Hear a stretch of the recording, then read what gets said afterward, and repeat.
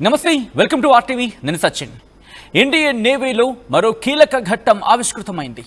భారత నావికా దళంలో మరో 2 యుద్ధ నౌకలు చేరాయి ప్రాజెక్ట్ 17ఏలో భాగంగా ఐఎన్ఎస్ హిమగిరి ఐఎన్ఎస్ ఉదయగిరి యుద్ధ నౌకలను రక్షణ శాఖ మంత్రి రాజ్నాథ్ సింగ్ తూర్పు నావికాదళంలో ప్రవేశపెట్టారు వీటిని పూర్తి స్థాయిలో దేశీయ సాంకేతికతతో రూపొందించారు anti submarine warfare technology BrahMos missiles ని మోసుకు వెళ్లడమే కాకుండా అత్యున్నత స్థాయి ఆయుధాలను గుర్తించే సెన్సార్లు ఉండడం ఈ 2 నౌకలకున్న ప్రత్యేకత ఈ యుద్ధ నౌకలు భారత నేవీ రంగాన్ని మరింత శక్తివంతంగా మార్చనున్నాయి क्षेत्र में भी एक नया रिकॉर्ड कायम कर रहे हैं। आज विशाखापट्टनम में आईएनएस उदयगिरी आईएनएस हिमगिरी की जो यात्रा शुरू हो रही है वो भारत के गौरव की यात्रा है, कोई सामान्य यात्रा नहीं है। यह कमीशनिंग सबके लिए गौरव का विषय है। साथियों, यदि मैं आईएनएस उदयगिरी और आईएनएस हिमगिरी की बात करूं तो इन वारशिप्स के नाम भी अपने आप में इंस्पिरेशन हैं। उदयगिरी जो सूर्योदय का प्रतीक है, हमें यह याद दिलाता है कि हर नई सुबह नई ऊर्जा, नई चुनौतियों और नए अवसर लेकर आती है। वहीं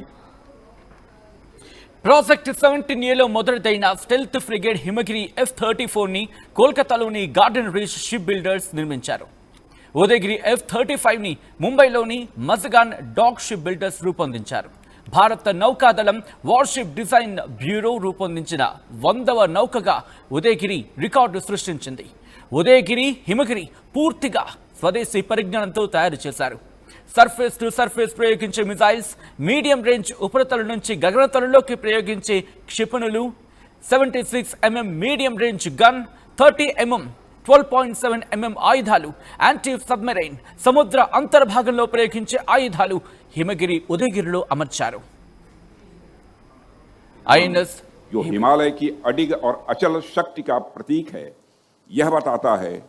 कि समुद्र की लहरों पर भी भारतीय नौसेना हिमालय की तरह ही अडिग है। देवियों व सज्जनों, जैसा कि आप सब जानते हैं कि जीआरएससी द्वारा निर्मित हिमगिरी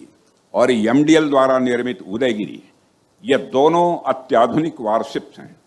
जिन्हें पूरी तरह भारत में ही निर्मित किया गया है। इन वारशिप्स के हथियार और सेंसर पैकेज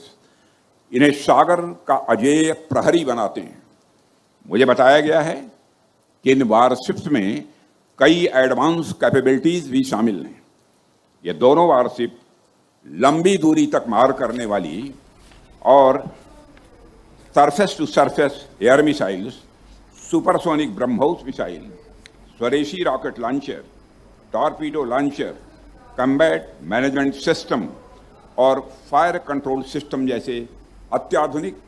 और बेहद जरूरी सिस्टम से पूरी तरह लैस हैं।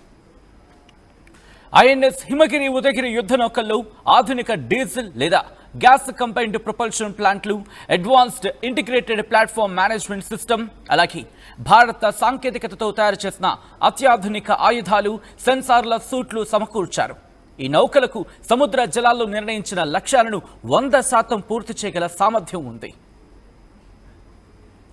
विश्वास है ये दोनों वारशिप्स समुद्र में चलने वाले बेहद जटिल और जोखिम भरे अभियानों में एक गेम चेंजर साबित होंगी।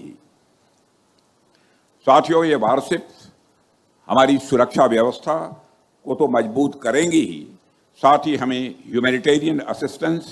और डिजास्टर रिलीफ के मिशंस को भी स्वाभाविक रूप से ताकत देंगी। मैं समझ హిందూ మహాసముద్ర ప్రాంతం మొత్తం సముద్ర ప్రయోజనాలు రక్షించుకునేందుకు అలాగే చైనా 19 యుద్ధ నౌకలు నిర్మిస్తూ ఉండగా భారత్లో యుద్ధ నౌకల సంఖ్య 20కి చేరుకుంది ఈ యుద్ధ నౌకల తయారీలో 200 ఎంఎస్ఎంఈలు పాల్గొన్నట్లు కేంద్ర రక్షణ శాఖ తెలిపింది